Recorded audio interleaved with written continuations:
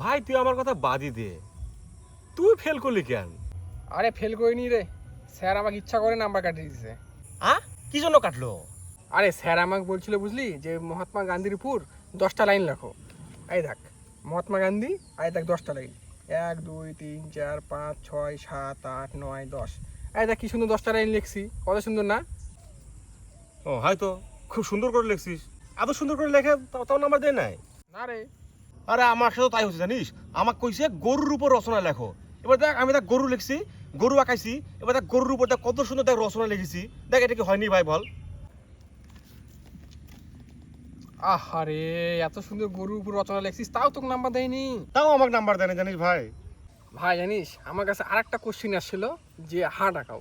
এই দেখ আমি কত কষ্ট করে আমার হচ্ছে হাট আঁকাইছি, এই দেখ হাটের মধ্যে কি কি আছে, এই দেখ সবগুলো লিখছি, তাও আমাকে নাম্বার দেয়নি।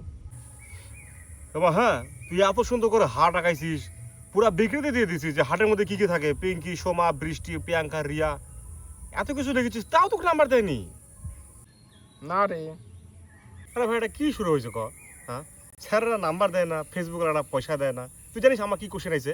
সেটা আমাকে একটা কোশ্চেন আছে, কইছে যে ওয়াটার সাইকেলের উপর এক্সপ্রেশন করো। এবার দেখ দেখ আমি এটা দেখ এই যে আঁকাইছি, দেখ এই যে ওয়াটার জল, এই যে সাইকেল, দেখ আঁকাইছি।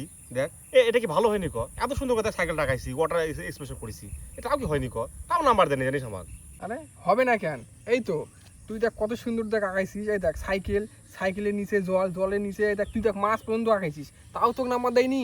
না রে শালা, ওই জন্য তো ফেল করলাম, পাস করতে পারিনি।